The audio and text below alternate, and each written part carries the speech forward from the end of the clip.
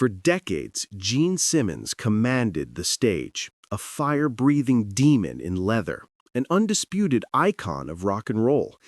But beneath the iconic makeup and the legendary persona, a complex, often contradictory truth about the man himself is beginning to surface, challenging everything fans thought they knew.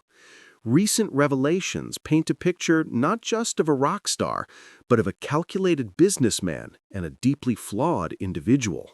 From a meticulously hidden past, a web of personal scandals and audacious business moves, to whispers of misconduct and legal battles, Gene Simmons is now facing consequences that stretch far beyond the wild stages he once conquered. These aren't just old rumors. We're talking about recently uncovered footage from his reality show, revealing conversations never meant for public ears, a shocking plagiarism scandal involving his own son, and legal documents from 2025 detailing unsettling incidents with female employees. The man who once brazenly boasted of sleeping with 4,800 women is now navigating a world where his actions carry real weight, threatening to reshape his formidable legacy forever. But to truly understand the legend, we must first journey back to where it all began, long before the lights, the makeup, and the roaring crowds. Before he was Gene Simmons, the rock god, he was a boy named Kaim Witz, born in a land still scarred by war, carrying the echoes of a family's profound suffering. Our journey begins not in the dazzling lights of a rock arena, but in 1949 in Haifa, Israel, where Kaim Witz was born. His mother, Flora Klein, a Hungarian-born Holocaust survivor, had endured unspeakable horrors, barely escaping the Nazi concentration camps. This trauma etched itself deeply into her soul, and its silent, profound echo permeated Kaim's earliest years, shaping every fiber of his being. By 1955, at just 6 years old, Kaim's world fractured further. His parents' marriage dissolved under the crushing weight of financial hardship, leaving Flora to raise him alone in the modest town of Tirad Carmel. She toiled relentlessly in garment factories, sewing buttons, sometimes only managing to put meager bread and milk on the table. Young Kaim, at 7, already understood the sting of struggle. He picked wild fruits to sell by the roadside, crafted his own winter coat from an army blanket against the unforgiving cold, and often cried himself to sleep in an empty house, a poignant testament to his solitary childhood. School offered little respite. He was bullied relentlessly for being different, the lingering shadows of his mother's persecution reaching even into his classroom.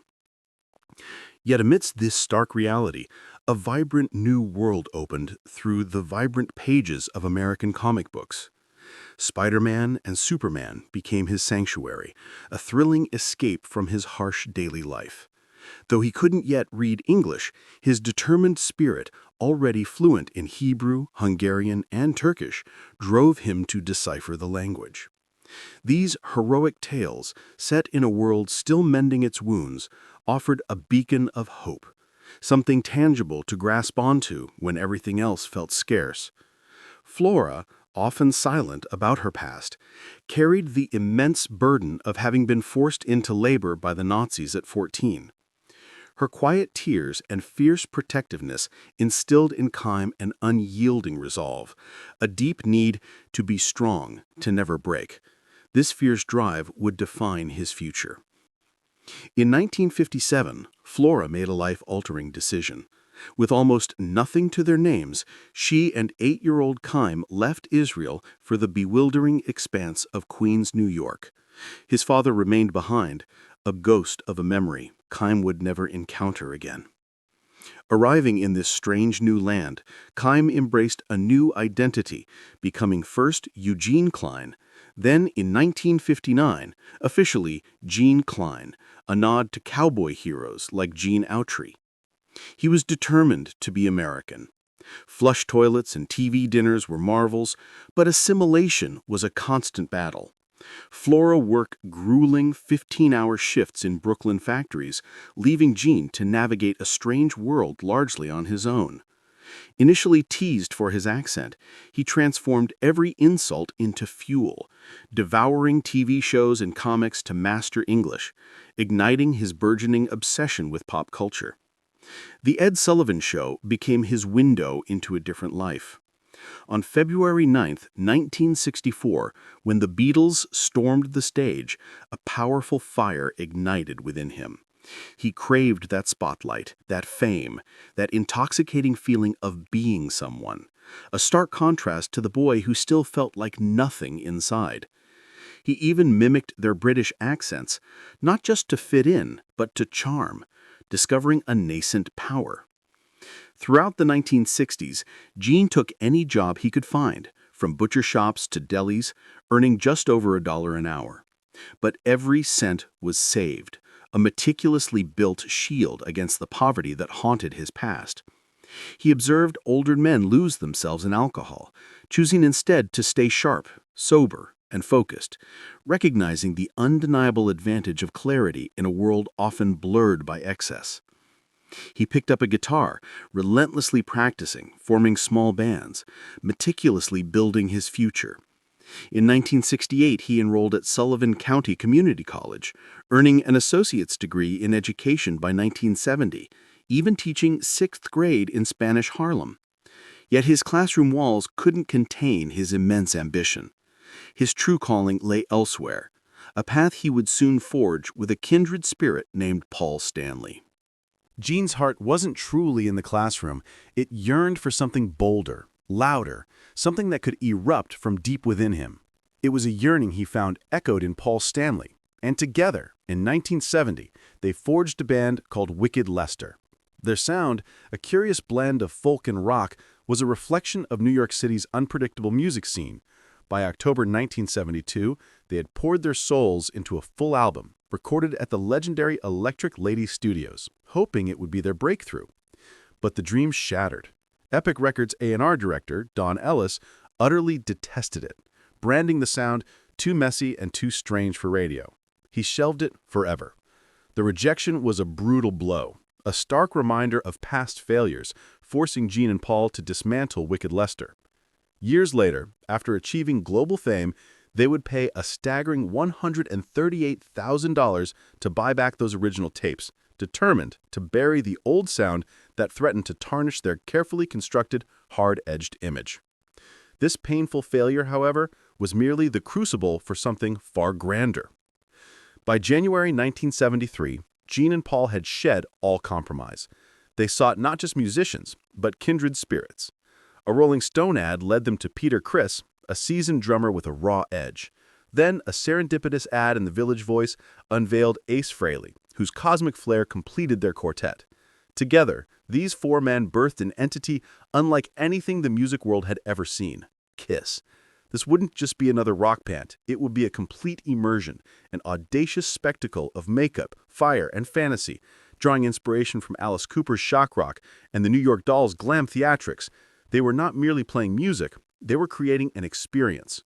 Their debut on January 30th, 1973, at a tiny Queens club called the Coventry, was anything but glamorous. Only 3 people showed up, a meager audience for what would become a global phenomenon. Yet that night, a pivotal moment ignited the stage. Gene, for the very first time, breathed fire. It was raw, it was dangerous, and it was unforgettable. Without a single radio hit or any MTV airtime, word of their wild performances spread like wildfire through fan magazines and fervent whispers. Gene had already begun to craft his iconic stage persona, the Demon, drawing from his childhood fascination with horror films like Black Sabbath and comic book characters such as Black Bolt. He painted stark bat wings around his eyes, perfected his fire-breathing act, and mastered the unsettling theatricality of spitting blood. This audacious visual spectacle, born from frustration, morphed into pure fascination, making Kiss undeniably unforgettable. They didn't need radio airplay, they just needed to be seen. In August 1973, a visionary named Bill Alcoyne witnessed their raw power and knew he had stumbled upon something extraordinary. He secured them a record deal with Casablanca Records, a fledgling label run by Neil Bogart. Their self-titled debut album followed in February 1974, but initial sales were sluggish. But Kiss refused to be defined by numbers. They embarked on a relentless touring schedule, playing over 300 shows that year. Their unyielding energy literally kept Casablanca Records from bankruptcy. Neil Bogart, initially skeptical of their makeup gimmick, became a believer as the crowd swelled. By 1975, they were packing stadiums, all without a single major radio hit, a testament to their unforgettable presence. During these formative years, while Gene meticulously built his rock empire, another far more controversial aspect of his persona emerged. He began a strange habit, as he later described, of taking Polaroid photographs of his sexual encounters. Each woman, he claimed, had to hold up a hotel key as proof. He boasted of nearly 5,000 such photos, storing them in a locked box until, decades later, his wife Shannon Tweed discovered and dramatically burned them on their reality show, a symbolic end to that wild chapter. While Gene himself remained famously sober, abstaining from drugs and alcohol, his insatiable sex drive became an undeniable part of his audacious on-stage persona, an untamed force transforming chaos into calculated performance, power, and ultimately an enduring, complicated legacy. The band's relentless grind finally paid off on September 10, 1975, with the release of their live album, Alive. It was more than just music. It was a raw, unfiltered blast of their stage madness, pulsating with fire, screams, and the theatrical blood that defined them. Recorded across legendary venues in Detroit, Cleveland, and beyond, Alive wasn't just an album, it was a revelation. It soared to quadruple platinum, selling over 4 million copies, hitting number 9 on the Billboard charts and steadfastly remaining there for an astonishing 110 weeks. This seismic success didn't just cement Kiss's legacy, it single-handedly rescued Casablanca Records from the brink of financial collapse, proving beyond a doubt that the makeup, the pyrotechnics, and the sheer audacity of Kiss weren't gimmicks. They were the undeniable future of rock. Emboldened by Alive, Kiss pushed their artistic boundaries with Destroyer, released on March 15, 1976. Collaborating with producer Bob Ezrin, they embraced a more sophisticated sound, weaving in orchestral strings, a children's choir, and innovative sound effects. Ezrin, known for his rigorous approach, even rewrote their songs and played bass on tracks like Detroit Rock City, ensuring a polished, grander sound. Gene's own God of Thunder pulsed with primal screams and an intoxicating darkness. With each soaring success, so too did Gene's ego expand, always ensuring his unique demonic persona remained front and center, even as Ezrin painstakingly refined the band's sonic landscape. By the late 1970s, Kiss tours transcended mere concerts. They were extravagant, full-blown spectacles. The 1979 Dynasty Tour saw Gene soaring across the stage on wires, while Ace Frehley's guitar famously shot rockets into smoke-spewing props. They performed 92 shows across North America, but behind the dazzling facade, deep cracks began to form. Peter Criss, battling a worsening drug addiction, became increasingly erratic, sabotaging shows, stopping mid-performance, and lashing out at his bandmates. Gene bluntly described it as self-destruction. By the final show in Toledo that year, the original band, the very foundation of Kiss, was visibly crumbling. Fans sensed the shift as disco influences seeped into their sound, alienating the hardcore rock faithful. The grandeur was still there, Gene still flew, but the band was rapidly spiraling downward. Amidst this tumult, in 1978, the band ventured into uncharted and frankly bizarre territory. NBC aired a made-for-TV movie, Kiss Meets the Phantom of the Park, a Hanna-Barbera production. Yes, the Scooby-Doo people. Kiss played themselves, superheroes battling an evil inventor in a theme park. Gene, ever the showman, relished the opportunity, improvising lines about world domination that mirrored his actual ambition for Kiss. While the acting was famously terrible, and fans largely loathed it, dismissing it as an embarrassment, Gene, ever the opportunist, reveled in the attention. The film, despite its critical failure, became a cult classic in Europe, a peculiar testament to Gene's unstoppable ego and his unwavering belief in the Kiss brand. That same year, all four members released solo albums. Gene's, a curious mix of strange covers and guest appearances from stars like Cher and Bob Seger, remarkably outsold some of Kiss's group albums, further inflating his already considerable ego. Yet when Kiss released Dynasty in 1979, featuring the massive hit I Was Made for Lovin' You, the disco influence proved divisive. Rock fans recoiled, ticket sales plummeted, and the band's magic began to fade. Peter Criss, having only played drums on one track, officially departed, marking a definitive end to the original lineup's unity. The cracks had become irreparable chasms. Throughout these years of dizzying ascent and internal strife, another, far more personal aspect of Gene's life played out behind the scenes. He began a deeply unsettling habit of documenting his many sexual encounters with Polaroid photographs. Each woman, he claimed, would hold up a hotel key as proof. He boasted in interviews of nearly 5,000 such images, locked away in a private box. Though Gene famously abstained from drugs and alcohol, his voracious sexual appetite became an undeniable, controversial extension of his wild, untamed onstage persona. This notorious collection would remain a closely guarded secret for decades, until a fateful discovery by his future wife, Shannon Tweed, would bring this hidden chapter dramatically into the light, broadcast for the world to see. The relentless internal strife and the fading magic of disco forced a drastic gamble. On September 18, 1983, Kiss did the unthinkable, forever shattering their meticulously crafted mystique. They took off their makeup, live on MTV. After a decade of guarded secrecy, their true faces were finally revealed. This wasn't just a publicity stunt, it was a deliberate rebirth, coinciding with the release of Lick It Up. The album was heavier, raw, and aggressively unapologetic, a direct response to fan disillusionment. The gamble paid off spectacularly. Lick It Up went platinum, selling over 1 million copies, drawing back disillusioned fans and proving that Kiss could thrive without their iconic masks. Gene hailed it as a true renaissance. But even without the makeup, the business was booming. By this time, Kiss had already amassed a staggering empire of over 100 licensed products, from action figures to lunchboxes, generating millions. The masks might have been gone, but the brand was omnipresent. By the 2000s, Gene's ambition had plastered the Kiss logo onto over 5,000 products, from pinball machines to condoms, with total sales soaring into the billions.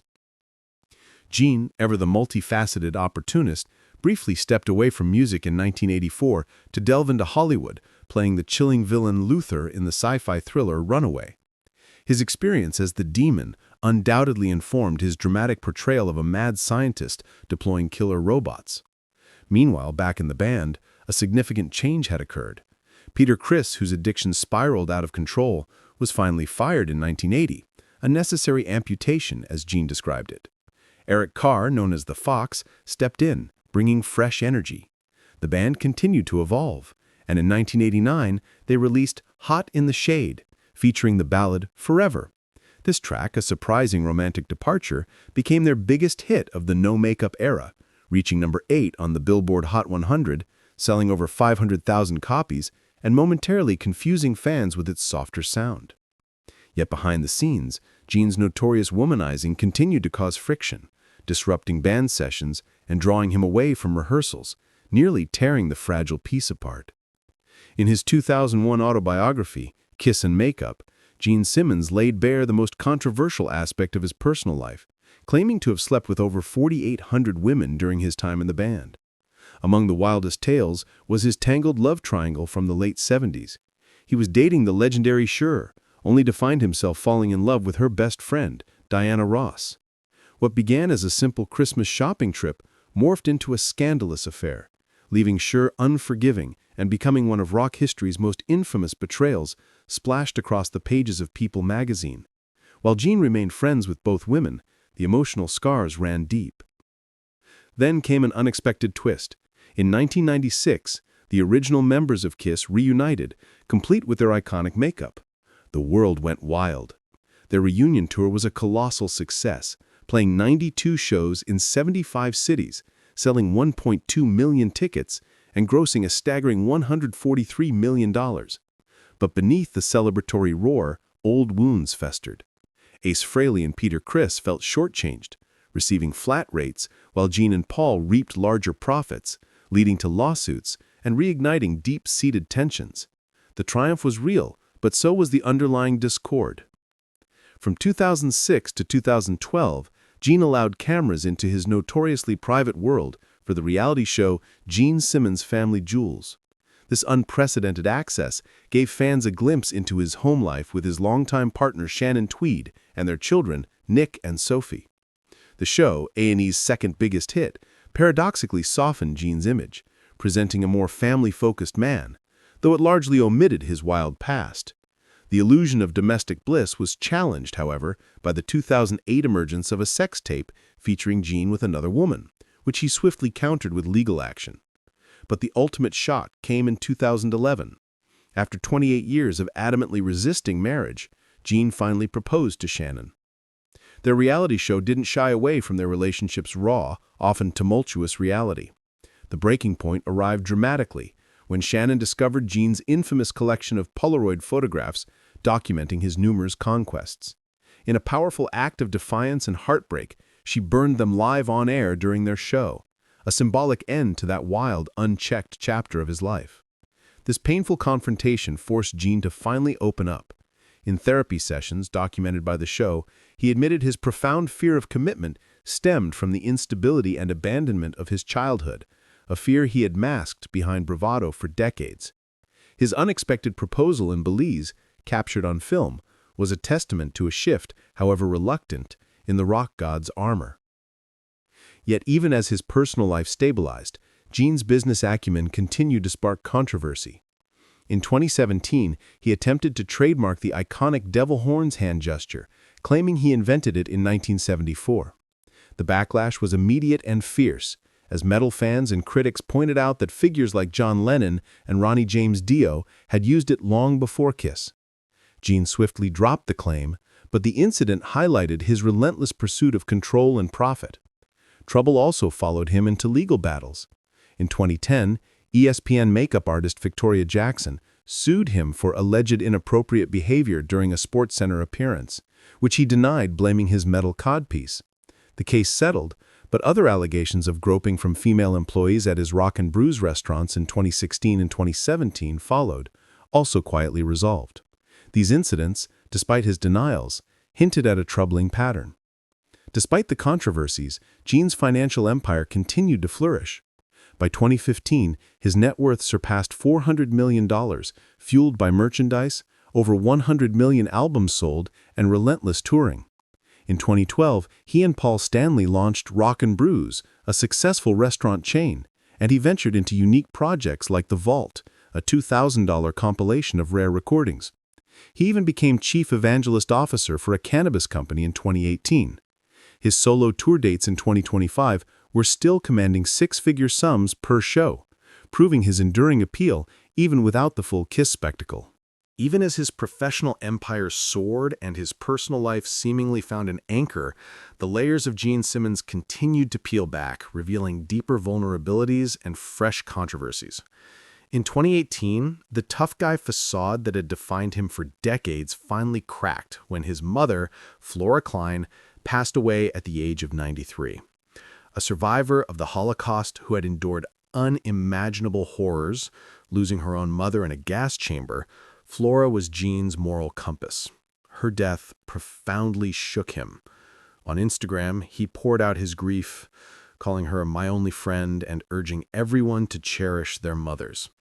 For the first time, fans saw Gene Simmons without his mask, his raw emotions starkly on display, a testament to the enduring impact of the woman who shaped him. Yet even his children weren't spared the harsh glare of the spotlight. In 2010, his son Nick faced a public uproar over his comic book Incarnate, which was widely accused of plagiarizing the Japanese manga Bleach. Fans meticulously presented panel-by-panel comparisons demanding accountability. The publisher swiftly pulled the comic, and Nick issued an apology, claiming it was merely an homage. But the damage was done. The incident severely tarnished Nick's credibility and cast a shadow over their reality show. Gene's own unfiltered opinions continued to ignite controversy.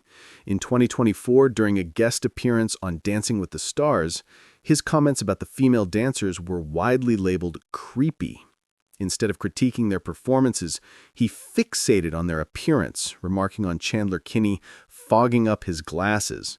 Social media erupted in outrage, demanding an apology from ABC.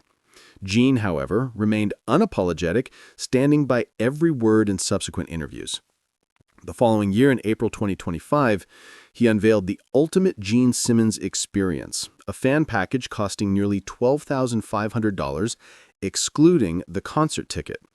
This audacious offer promised a day as his roadie, access to soundcheck, backstage meals, and an onstage introduction. Critics lambasted it as shameless and tone-deaf, particularly during challenging economic times, yet remarkably, the package sold out, with one retired soldier affirming it was worth every penny. This incident reignited heated debates about celebrity greed and the perceived prioritization of profit over genuine fan connection. Controversy didn't stop there. In August 2025, President Trump announced that Kiss would receive the prestigious Kennedy Center honors. This news sent shockwaves through their fan base. Just 3 years prior, Gene had vociferously condemned Trump, calling him abhorrent and comparing his supporters to cockroaches coming out of the walls after January 6th. The internet exploded with accusations of hypocrisy, and while Simmons remained silent, his silence spoke volumes. Simmons also took his solo act on the road in 2025, performing without the elaborate Kiss armor. While he shared stories from his 5-decade career, not all was well. Several dates were canceled due to low ticket sales and exorbitant prices, with some VIP packages exceeding $500. Fans felt he was pushing too far, prioritizing profit over the very people who had propelled him to stardom. Then, in July 2025, came a poignant moment that momentarily cut through the controversies. When Ozzy Osbourne passed away, Gene broke down during an interview on CBS Mornings. He emotionally recalled how Kiss had opened for Black Sabbath in 1975, describing Ozzy as a genuine, ego-free soul. And a surprising revelation, he shared that Kiss had once turned down a tour with Sabbath in the 70s precisely because of their heavy drug use. Gene, the self-proclaimed demon, the man of thousands of conquests, insisted he wanted to keep his band's image clean. This unexpected detail stunned fans, offering a rare glimpse into the complex values that, despite his often chaotic life, Gene Simmons fiercely guarded. From a struggling immigrant child shaped by the trauma of his mother's past, to a fire-breathing rock icon and shrewd businessman, Gene Simmons has lived a life of relentless ambition, often blurring the lines between performance and reality. His legacy is not just etched in rock and roll history, but is now intricately woven with a complex tapestry of vulnerability, calculated entrepreneurship, and enduring controversy. Gene Simmons, it seems, remains eternally the showman, perpetually breaking headlines, leaving us to forever question where the demon ends and the man begins.